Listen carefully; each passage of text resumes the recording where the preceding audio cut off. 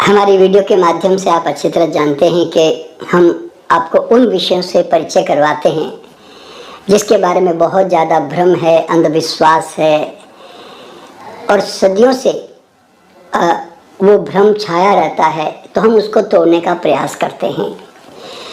आज एक बहुत महत्वपूर्ण विषय पे मैं चर्चा करने जा रहा हूँ कि what is the right food balance, यानी कि आहार का सही संतुलन क्या है।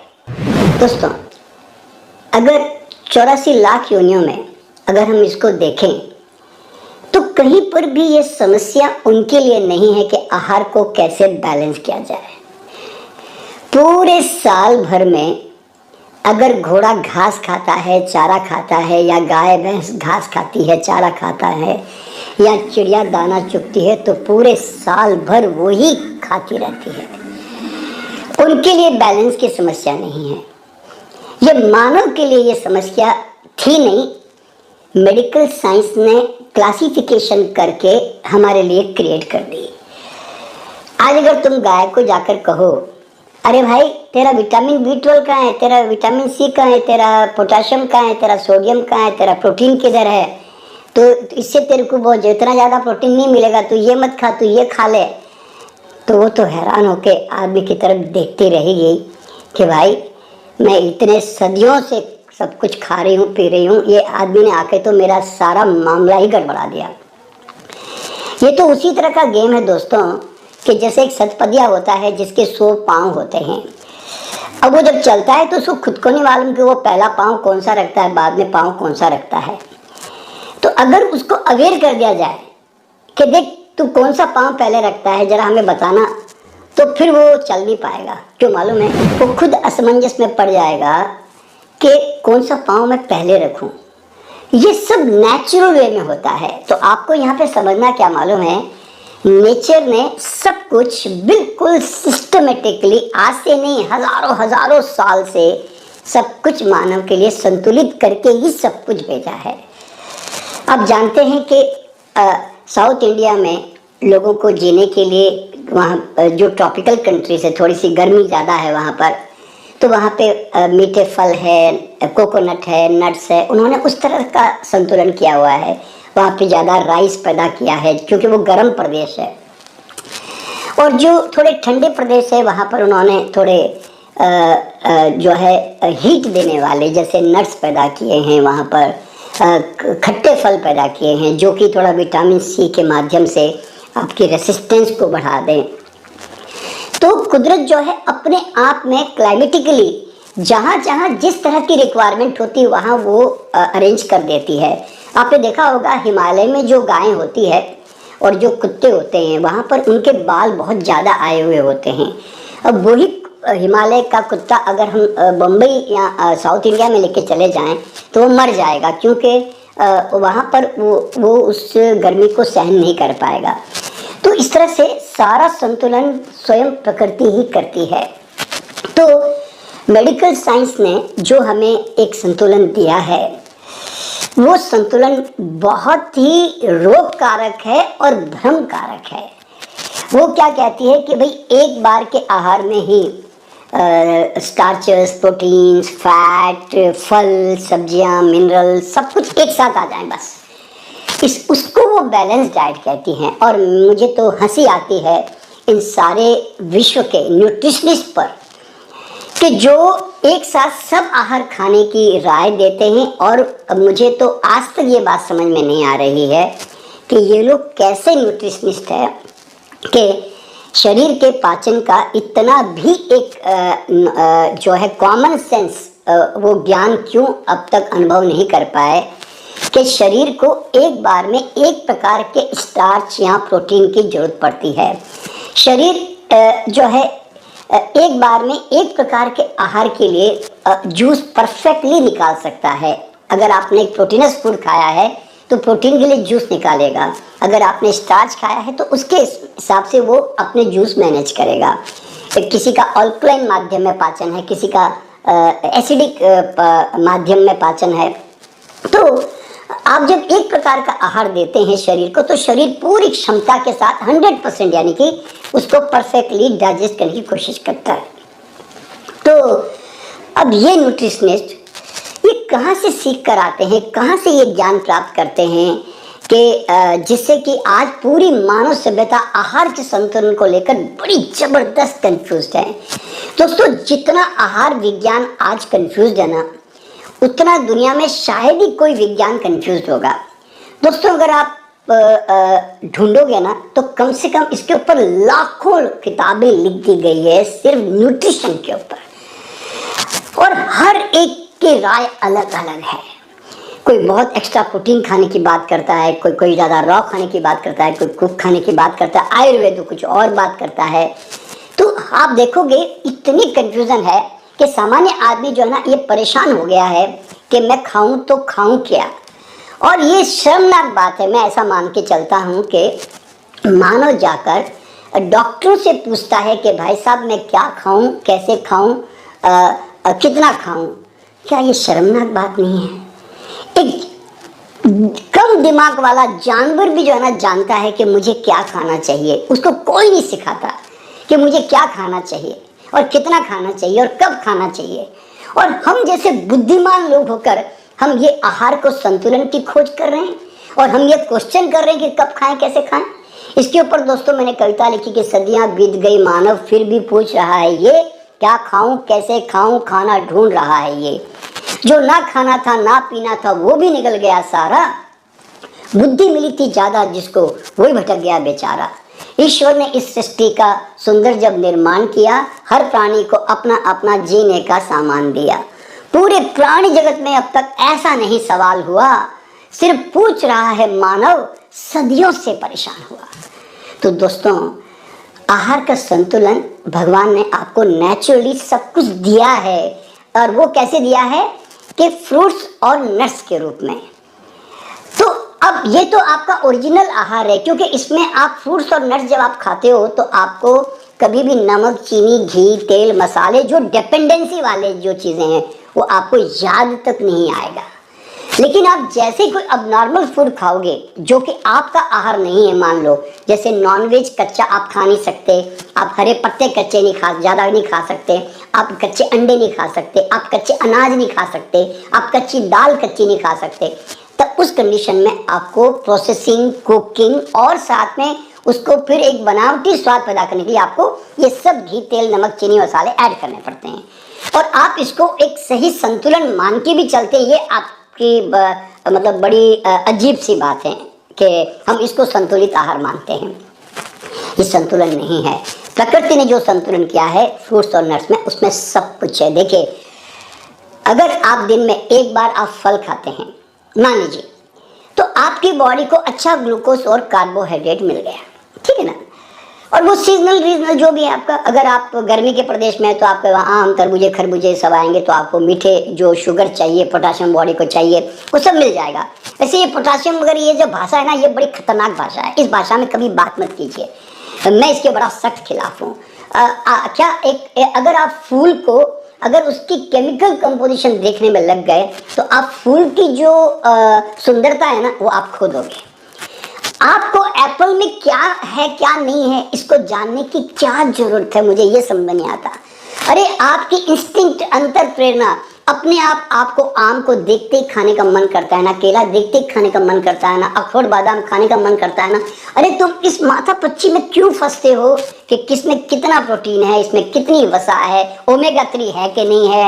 ये सब मेडिकल साइंस ने ना हमारा दिमाग खराब करके रख दिया है। दोस्तों, इन चीजों में मत फंसो। जैसे गाय बड़े आराम से मस्ती से भूख लगे तो अपनी घास खा लेती है, चारा खा लेते ना, भैया तुम भी भगवान ने जो बनाया वो खाओ ना। ये क्या माथापच्ची में फंस गए हो, ये क्या किताबें खोज खोज के ला रहे हो, और ये चार देख देख के जो है अपना डाइट सिस्टम बना रहे हो। ये बड़ा खतरनाक मामला है, प्लीज इसमें से बाहर निकल जाओ। तो मैं ये बता रहा था कि अगर आप एक बार दिन में फल खा रहे हो ना, तो कार्बोहाइड्रेट, स्टार्च आपकी बॉडी को मिल गया। और अगर आप एक बार नट्स खाते हो, चाहे वो कोकोनट हो, मूंगफली हो, या बादाम अखरोट हो, जो रीजनल सीजनल जो सस्ता है। कोई बादाम अखरोट खाने से कोई हेल्थ ज़्यादा नहीं बनती, कि ध्यान रखना। ये बादाम अखरोट खाने दो, कैलिफोर्निया वालों को और ये सारे जो नैनीताल ने दार्जिलिंग में जो जीते हैं या ये जो कश्मीर में जीते हैं, खाने दो उनको, अफगानिस्तान वालों को खाने दो, जहाँ पैदा होता है उनके लिए है वो, तो क्योंकि वहाँ की नीड है वो। अब बादाम कहीं और पैदा होती है और तुम उसको साउथ इंडिया में खाते हो तो कोई जरूरत नहीं तुम्हारी। अब तुम उसके गुणगान सुनकर जो है तुम खाने की कोशिश करते हो तो तुम गलत करते हो। साउथ इंडियन लोगों को बादाम की, अखरोट की रत्ती भर भी जरूरत नहीं बता रहा हूँ मैं। और जो कोकोनट है वो ट्रॉपिकल यानी कि वो गर्म प्रदेश का आहार है। उनको कश्मीर में और या नैनीताल में या दार्जिलिंग में या धर्मशाला में या ऐसे जो ठंडे प्रदेश होते हैं जहाँ पर ठंडी ज़्यादा होती, कनाडा में, अमेरिका में, वहाँ खाने की जरूरत नहीं उन लोगों को। क्यों? वहाँ पैदा ही नहीं होता। अब तुम जबरदस्ती उसके गुणगान सुनकर खाते हो तो तुम आहार का संतुलन नहीं कर रहे हो, तुम आहार का संतुलन बिगाड़ रहे हो। शरीर हमेशा स्वस्थ उस आहार से रहता है जो उस सीजन में, रीजन में पैदा होता है और तुम्हारी अंतर प्रेरणा उसको खाने के लिए आराम से स्वीकार कर लेती है। तो दोस्तों, अगर आप फ्रूट्स खा रहे हो और नट्स खा रहे हो, आपकी बॉडी को सारा सामान मिल रहा है। प्रोटीन और फैट चाहिए ना, अल्टीमेटली बॉडी को वो मिल गया। और अगर आप सलाद खाते हो, तरह तरह के जो सलाद होते हैं जैसे खीरा, टमाटर, गाजर, मूली, शिमला मिर्च, जो भी, तो फिर आपको मिनरल्स मिल गए और उसके अंदर डिस्टिल्ड वाटर भी मिल गया। देखिए, जब आप फ्रूट्स नट सलाद खाते हो ना तो आपको बहुत ज़्यादा किसी प्रकार के कोई पानी की आवश्यकता भी नहीं पड़ती, क्योंकि नमक, चीनी, मसाले खाए नहीं तो कहाँ जरूरत पड़ेगी। तो अब ये आपका पूर्ण बैलेंस्ड आहार है। और अगर आप स्प्राउट्स भी जोड़ लेते हैं, मान लीजिए 2 दालें अंकुरित हो गई, क्योंकि अंकुरित होते हैं वो सब्जी बन जाती है, तो बस फल है, सलाद है, अंकुरित है, नट्स है, हो गया पूरा बैलेंस। क्योंकि शरीर को क्या चाहिए? अच्छा कार्बोहाइड्रेट चाहिए, अच्छी क्वालिटी का कार्बोहाइड्रेट चाहिए, अच्छा प्रोटीन चाहिए, सुपीरियर प्रोटीन चाहिए, जो डाइजेस्टिबल प्रोटीन चाहिए, और फैट चाहिए। वो फैट आपने बॉडी को सप्लाई कर दी नट्स के, सीड्स के माध्यम से। और आपको जो मिनरल्स चाहिए थे और ट्रेस एलिमेंट्स जो चाहिए थे और कई तरह के जो विटामिन्स वगैरह चाहिए थे, वो सब मिल गए फल सलाद से, सबसे जो भी आप खा रहे थे। तो अब इसके अलावा देखा जाए तो कोई आहार की जरूरत तो है नहीं एज सच, देखा जाए तो मानव को। लेकिन आप चूंकि इतने दूर आ गए हैं खाना खा खा के, कई चीज़ें अडॉप्ट कर करके मजबूरी में, कि अब आपको ये बैलेंस की जरूरत पड़ रही है। तो अल्टीमेटली शरीर का सिद्धांत क्या मालूम है? शरीर को एक प्रकार का स्टार्च या प्रोटीन चाहिए। तो अगर आप बॉडी को फल, सलाद और नट्स अगर आप दे रहे हो तो आपको नॉनवेज, दूध और अन्य दालों की बिल्कुल जरूरत नहीं है। क्योंकि अब वो समय आ गया है कि जहाँ पर सब चीज़ें एक ही जगह अवेलेबल होने लग गई। ये समस्या है जो कुछ सालों पहले, 200, 300, 400, 500 साल पहले कभी अवेलेबल नहीं था।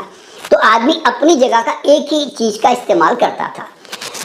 तो अब नट्स खा रहे हो ना, तो आपकी बॉडी की प्रोटीन की पूर्ति हो गई। अब आपको नॉनवेज की बिल्कुल जरूरत नहीं है, आपको अन्य दालों की बिल्कुल जरूरत नहीं है, आपको दूध, दही, पनीर की बिल्कुल जरूरत नहीं है।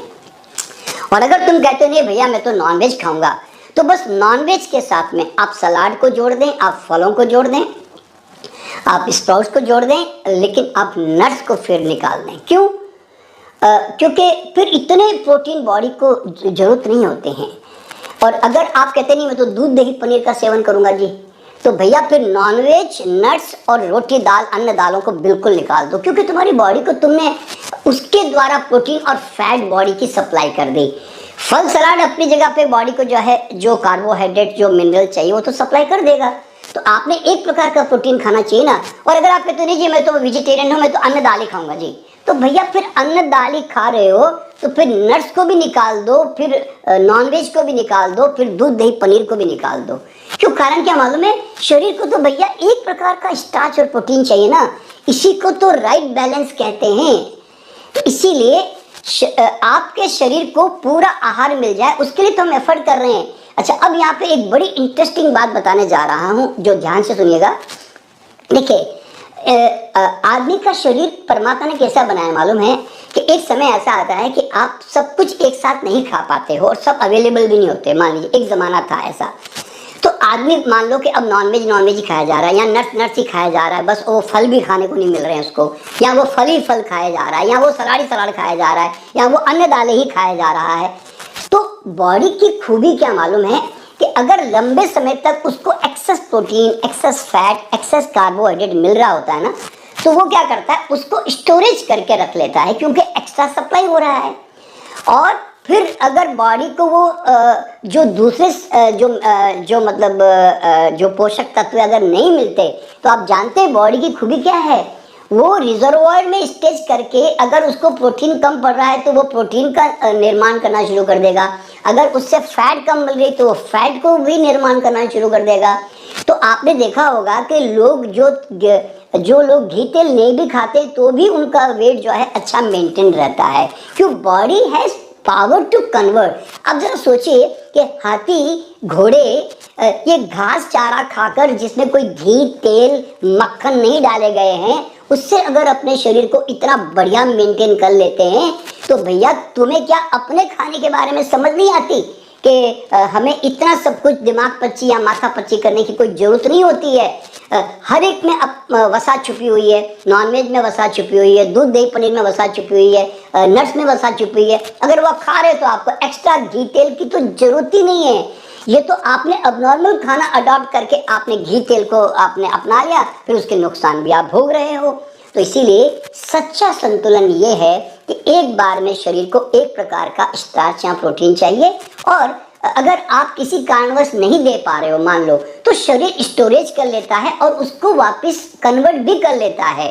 मान लीजिए अगर आप केवल कार्बोहाइड्रेट ही खा रहे हैं, यानी कि स्टार्च ही खा रहे हैं, तो क्या होगा, शरीर उसमें से भी वसा का निर्माण कर लेगा, उससे भी प्रोटीन का निर्माण कर लेगा। और अगर आप खाली प्रोटीन ही खाए जा रहे हैं तो शरीर उससे भी ऊर्जा को कन्वर्शन कर देगा, यानी कि वो जो ग्लूकोज हमें मिलना चाहिए वो प्रोटीन से भी ग्लूकोज का निर्माण कर लेता है, उससे भी वसा का निर्माण कर लेता है। शरीर हमारा इतना सामर्थ्यवान है कि आप इस बात के अंदर कभी ना उलझे कि मैं आज क्या दूं, मैं कल क्या दूं, मैं चार्ट और क्लासिफिकेशन देख देख के कैलकुलेशन कर करके अगर तुम खाना खाने का सोचते हो ना, तो तुम सबसे बड़ी गलती करके तुम इन मेडिकल साइंस के लोगों की तरफ से तुम जबरदस्त भटक गए हो, मैं ऐसा कह सकता हूँ। तो इसलिए दोस्तों, ये सारे इन भ्रमों से बाहर निकलो, और जो तुम्हारा अपना खाना है आप उसको आराम से उसको खाइए। देखिए भारत में जो लोग हैं वो जनरली रोटी दाल खाते हैं ना, भारत के लोग जो हैं,